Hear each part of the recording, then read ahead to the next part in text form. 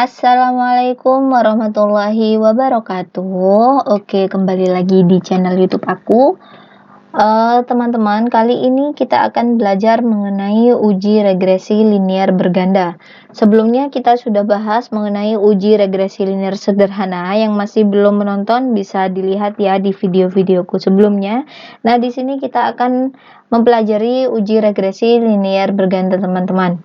Nah, di sini kita akan bahas lagi. Nah, di sini ada Y sama dengan A ditambah B1 X1 ditambah B2 X2 ya. Nah, di sini kita ketahui bahwa A sama dengan konstanta.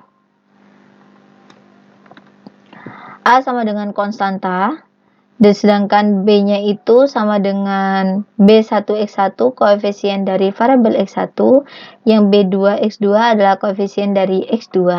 Nah, misal nanti variabel bebas kalian lebih dari 2, jadi B3 X3 ditambah lagi B4 X4 seperti itu dan seterusnya. Seperti itu ya, teman-teman ya. Nah, di sini kita lanjut saja untuk kita lihat dari datanya ya, teman-teman ya. Kita lihat dari datanya. Di sini ada motivasi, disiplin, dan kinerja. Oke, teman-teman, di sini ada 35 responden. Disesuaikan aja. Nah, kita akan lanjut. Nah, bagaimana ini biasanya, teman-teman ya? Di sini ada namanya itu kerangka konseptual. Jadi kerangka konseptual itu disesuaikan saja dengan di bab 3-nya. Nah, di sini kita lihat aja ya, teman-teman ya. Nah, di sini ada X1, X2, dan Y. Nah, gini teman-teman. Oke. Nah, ini kita ganti di sini X1.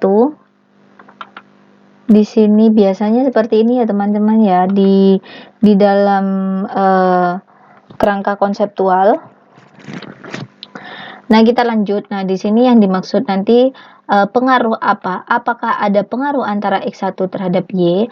Apakah ada pengaruh X2 terhadap Y? Nah, nanti kita akan bahas di sini ya, teman-teman ya. Biasanya di sini nanti akan dibahas di dalam uji T. Nah, nanti kita bahas setelah uji analisis regresi linear berganda ini akan saya bahas lagi mengenai uji T ya, atau uji parsial. Nah, ini perbedaan antara uji regresi linear sederhana dan berganda seperti ini. Jadi nanti juga ada multiple lagi ya. Di sini ada X1, X2, X3 terhadap Y, X4 terhadap Y, dan seterusnya. Seperti itu, teman-teman. Ini bedanya. Nah, kita lanjut saja untuk ke datanya ya, teman-teman ya. Kita langsung copy. Kita masukkan ke dalam lembar kerja SPSS. Nah, di sini teman-teman jangan lupa diganti ya. Di sini X1, X2, Y. Di sini adalah tadi motivasi, disiplin, kinerja.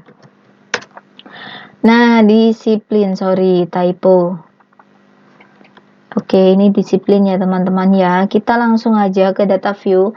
Nah, kita langsung ke analyze regression linear. Nah, ini aku reset dulu ya. Nah, di sini adalah motivasi dan disiplin itu adalah variabel bebas atau variabel independen. Otomatis kita akan masukkan ke dalam variabel independen. Sedangkan variabel kinerja adalah variabel terikat. Ya, otomatis variabel kinerja akan dimasukkan ke dalam variabel dependen. Seperti itu ya, teman-teman ya. Kita tidak perlu merubah apapun di sini. Kita langsung klik OK. Nah, di sini akan keluarlah, teman-teman ya. Di sini akan keluar coefficients. Nah, di sini kita lihat ada nilai unstandardized B. B ini adalah beta. Jadi beta konstanta. B1 X1 ini adalah ini. B2 X2 adalah ini. Kita copy aja, teman-teman. Kita langsung menginterpretasikan saja, teman-teman ya. Kita interpretasikan saja langsung. Nah, di sini kita interpretasikan, kita lihat, kita masukkan dulu, teman-teman ya. Y sama dengan A. A-nya itu adalah, kalau untuk konstanta, min-nya itu dihiraukan aja. Jadi kita langsung 1,202. Kalau B1X1-nya itu adalah min ya teman-teman ya. Jadi kita harus di sini min 0,011, kemudian di sini adalah plus ya teman-teman ya. Karena di sini min, otomatis di sini harusnya min.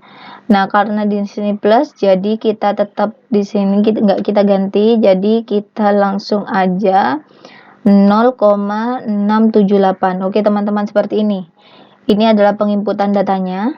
Kemudian di sini kita inputkan saja 1,202. Kemudian koefisien dari X1-nya di sini ketemulah ini min ya. Min 0,011. Kemudian yang koefisien X2 di sini ketemulah 0,678. Oke teman-teman, kita interpretasikan sama-sama. Jadi konstanta itu adalah tetap ya teman-teman ya. Nah, jadi nilai tetap. Jadi bagaimanapun, jadi interpretasinya apabila jika X1 dan X2 ya tidak mempengaruhi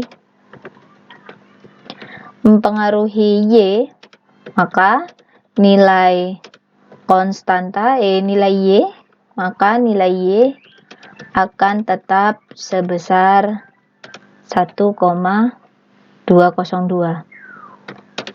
Nah, ini jika X1 dan X2 tidak mempengaruhi Y, atau ini ada ataunya ya teman-teman ya, atau nilai X1 dan X2 adalah 0 ya, 0, maka nilai Y akan tetap sebesar 1,2. Jadi nggak ada pengaruhnya. Jadi maksudnya konstanta ini adalah nilai tetap, bagaimanapun bentuknya ya, Y-nya akan tetap sebesar 1,202 ini. Nah, berbeda lagi dengan teman-teman, karena di sini minus, jadi menurun teman-teman ya. Nah, sedangkan yang X2-nya ini adalah plus, jadi meningkat.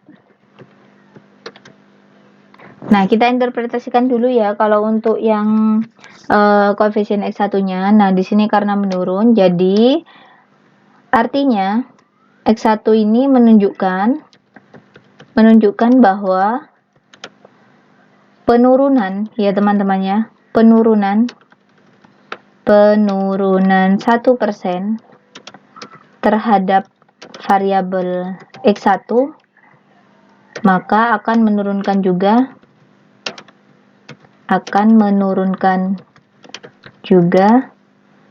1%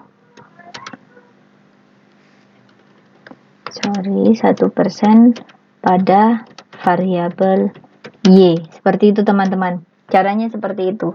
Jadi setiap ada penurunan pada variabel yang ada minusnya ini di sini, jadi setiap ada penurunan pada variabel X1 maka akan menurunkan juga pada variabel Y. Kita logikakan saja. Jadi setiap motivasi kinerja karyawan itu menurun, otomatis kan kinerjanya juga kan menurun ya teman-teman ya. Jadi seperti itu. Jadi kalau minus otomatis ya menurun, kalau plus ya meningkat, seperti itu. Nah, kita langsung aja di sini kita lanjut untuk interpretasi yang disiplin. Kita langsung di sini copy saja teman-teman ya untuk mempercepat.